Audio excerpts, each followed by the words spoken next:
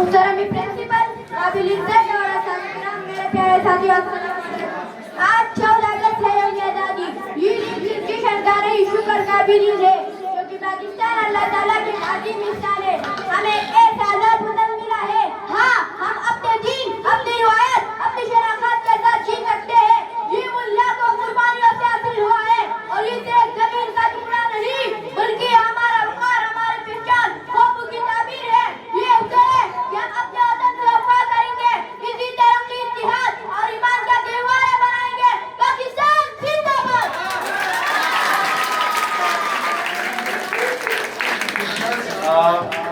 मरवान ने काफी अच्छी स्पीच की। तमाम स्पीच में ये स्पीच बहुत अच्छा लगा मुझे। प्रिंसिपल साहब ने मरवान के लिए 100 रुपए नकद इनाम का ऐलान किया है।